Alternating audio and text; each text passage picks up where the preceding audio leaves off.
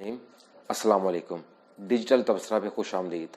आज हम 5 ऐसी चीज़ों पे बातें करेंगे जो आने वाले दिनों में, जो मुस्तकबिल में पाकिस्तान को बदल के रख देंगी। ये खबरें आपको पाकिस्तान की मेन स्ट्रीम मीडिया पे कहीं नज़र नहीं आएंगी। तो सबसे पहली खबर है जिसके बारे में मैं आपसे बात करना चाहूँगा, वो है स्मोक को, माहौलियाती आलूदगी को कैसे कम किया जाएगा और उस पर कैसे काम हो रहा है।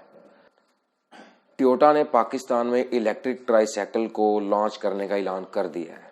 अब जो लोग इलेक्ट्रिक ट्राईसाइकिल के बारे में जानते हैं कि ये कितनी फ़ायदेमंद है, इससे फ़ायदा क्या होगा, हमारी आने वाली नस्लें कैसे महफूज रह सकेंगी, हमारा माहौलियाती निज़ाम कैसे बेहतर होगा, हम लोग कैसे सेहतमंद ज़िंदगी गुजार सकेंगे, हमारी आने वाली नस्लें कैसे सेहतमंद पाकिस्तान को पा सकेंगी।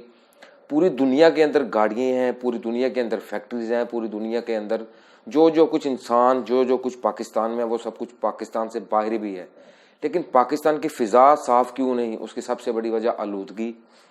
सबसे ज़्यादा चीज़ों का हमारा तवानाई का सबसे ज़्यादा इन्हिसार ईंधन पे है।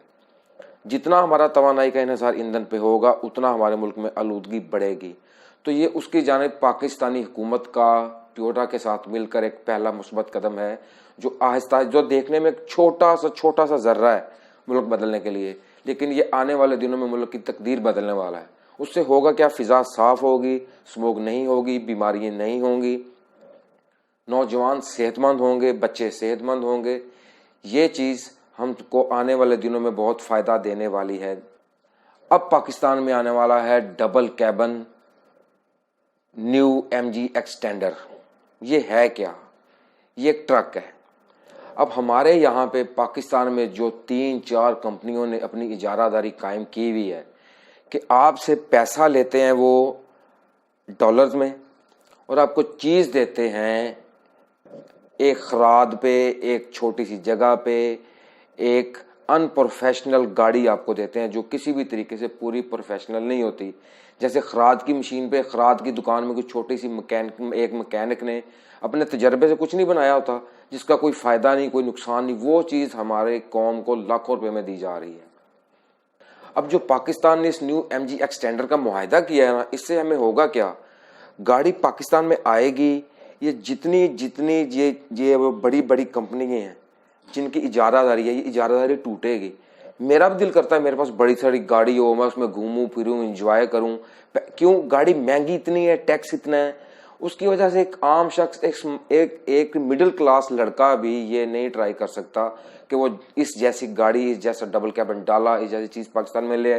टैक्स ही बहुत ज़्यादा लेते हैं।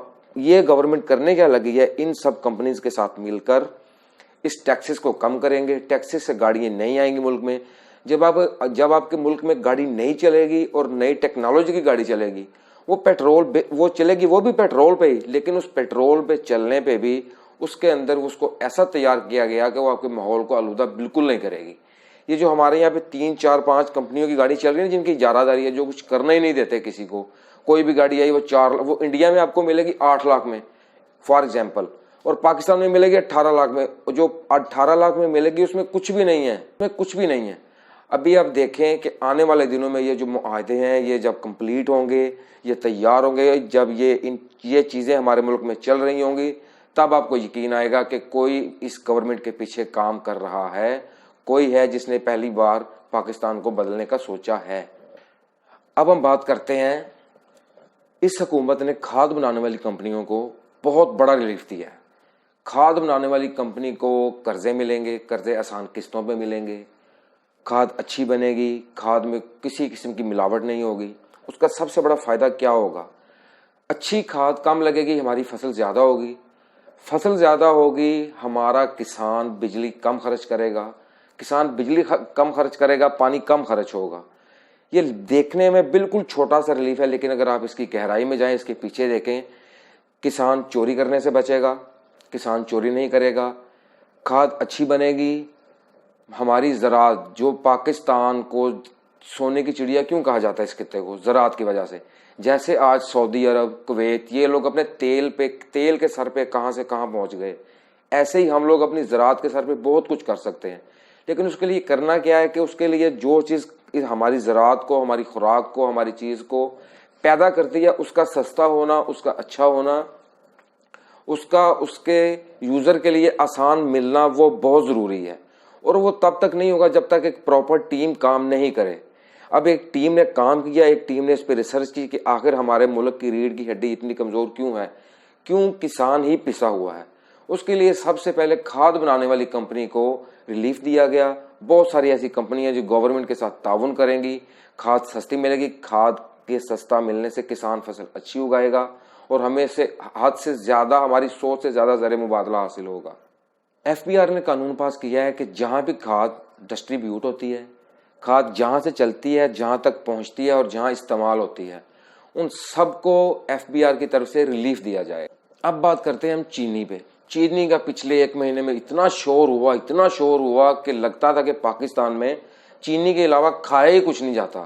یہ قوم، یہ دنیا، یہ پوری دنیا، یہ پورا پاکستان صرف چینی پہ زندہ ہے۔ چینی 110 روپے، چینی 120 روپے، چینی 180 روپے۔ ابھی وہ چینی کیوں 23 روپے کم ہوئی؟ کیوں کم ہوئی؟ چینی ہم نے باہر سے منگوائی کس لیے؟ یہاں کے جو مل مالکان ہیں ان کو سبق سکھانے کے لیے۔ ان لوگوں نے کیا وہ کیا تھا کہ چینی ان لوگوں نے بنا لی، گورنمنٹ سے جو سبسڈی لیتے ہیں وہ لے لی، کسان سے گنا لینے کی زد میں جو سبسڈی، گنا لینے کے لیے جو سبسڈی کسان سے لیتے ہیں وہ بھی لے لی، گورنمنٹ سے پیسہ بھی لے لیا اور چینی بھی دبا کے بیٹھ گئے۔ اس کے لیے گورنمنٹ نے کیا کیا؟ ابھی چینی آئی، ابھی چینی سستی ہو گئی، ابھی ان کی کمر ٹوٹے گی۔ اب دیکھیں گے کہ یہ لوگ کہیں گے کہ ہم سے چینی 10 روپے کلو خریدو، ان سے خریدنے والا کوئی نہیں ہوگا، کیونکہ گورنمنٹ کے پاس، ریاست کے پاس ہر ایک طریقہ ہوتا ہے۔ ریاست نے اپنی عوام کو ریلیف دینا ہی دینا ہے۔ جیسے کہ وزیر اعظم پاکستان عمران خان نے کچھ عرصہ پہلے کہا کہ چینی سستی ہو جائے گی، چینی آ جائے گی، پریشانی والی بات نہیں ہے، لیکن میں بلیک میل نہیں ہوں گا۔ اور وہی ہوا کہ وزیر اعظم پاکستان اور ریاست پاکستان ان سے بلیک میل نہیں ہوئی۔ وزیر اعظم پاکستان کہنے کا مقصد یہ نہیں کہ آپ کسی ایک پارٹی کو سپورٹ کرتے ہیں، نواز شریف کہنے کا مقصد یہ نہیں کہ آپ کسی ایک پارٹی کو سپورٹ کرتے ہیں، مطلب یہ کہ جو سٹنگ پرائم منسٹر ہوگا وہی ریاست ہوگا۔ ریاست نے فیصلہ کیا کہ ان لوگوں کے ساتھ نمٹنا ہے۔ اب ریاست ان کے ساتھ نمٹی، چینی آئی، اب چینی مل رہی ہے، سب ہر ایک چیز سستی ہے، لوگ خریدیں۔ اور جو سب سے بڑا مسئلہ ہے ہمارے ملک میں وہ یہ کہ 3 روپے والی چیز کو 310 روپے کی بیچنے کے لیے جو دکاندار ہے وہ دیتا ہے گالی موجودہ حکمران کو۔ برائے مہربانی ان سے بچیے، ان سے بحث کریں کہ ایک چیز سستی مل رہی ہے، سستی دیں۔ جب تک آپ لوگ اس قوم کو احساس نہیں دلائیں گے کہ آپ ایک قوم ہو، ہم ایک قوم ہے، تب تک یہ کام نہیں سدھرے گا۔ انشاءاللہ آگے بہت سی اچھی چیزیں ہونے والی ہیں، اور ہمارا کام ہی اس بات پہ فوکس کرنا ہے کہ ہمارے ملک میں اچھا کیا ہو رہا ہے۔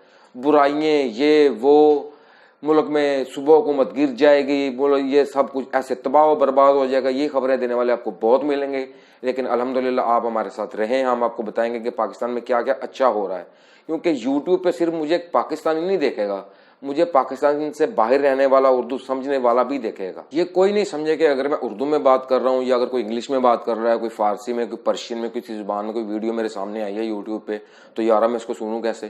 یوٹیوب نے آپشن دیا ہوا ہے کہ آپ اس کو اپنی مرضی کی زبان میں، جو آپ کی زبان ہے اس میں آپ اس کو ٹرانسلیٹ کریں، وہ سب ٹائٹل چلے گا اس میں، وہ آپ کو سمجھ آ جائے گی اگلا کیا کہہ رہا ہے۔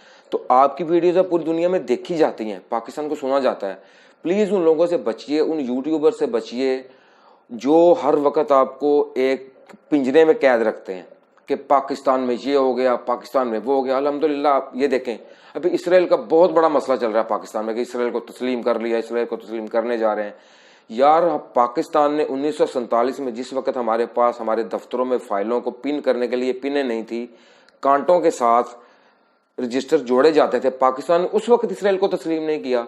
ریاست پاکستان نے، اس وقت عمران خان نہیں تھا، اس وقت قائد اعظم محمد علی جناح تھے، اس وقت ہمارے اتنے برے حالات تھے، ہم نے اس وقت تسلیم نہیں کیا، تو اب کیوں تسلیم کریں گے؟ یہ چیزیں ساری آپ کی پوری دنیا میں سنی جاتی ہیں، اس لیے لہٰذا پاکستان کے لیے جتنا ہو سکے، جس جگہ پہ بھی ہو سکے، یوٹیوب ہو، فیس بک ہو، انسٹاگرام ہو، ٹویٹر ہو، کوئی جگہ ہو، پاکستان کے بارے میں اچھی چیز کہیے۔ اپنی فوج کے بارے میں اگر آپ اچھی چیز کہیں گے تو اس میں کوئی مذائقہ نہیں۔ آپ انڈیا کے کسی بھی انڈینز کے سامنے، وہ جس مرضی ذات کا ہو، وہ شودر ہو، وہ جو مرضی ہو، وہ نچلی سے نچلی ذات کا ہو، اس کی فوج کو آپ کچھ کہیں گے وہ آپ کو بھڑک اٹھے گا، وہ آپ کو گالی دے گا، وہ آپ کے گلے پڑے گا۔ اسی لیے اپنی فوج کے ساتھ محبت کیجیے، اپنی فوج کے ساتھ محبت ہونے کا یہ مطلب نہیں کہ جی اب جیسے آج کل چلتا ہے 2 دن کوئی بھی فوج کے حق میں بات کرے کہتے ہیں لو جی اس کو تو ISPR کی طرف سے فیڈ کیا جا رہا ہے، یہ تو پیڈ چینل ہے، یہ تو پیڈ لوگ ہیں، یہ تو پیڈ کام کریں. ایسا نہیں ہونا چاہیے. اس ماحول کو تھوڑا سا ہم سب کو مل کر بدلنا ہوگا.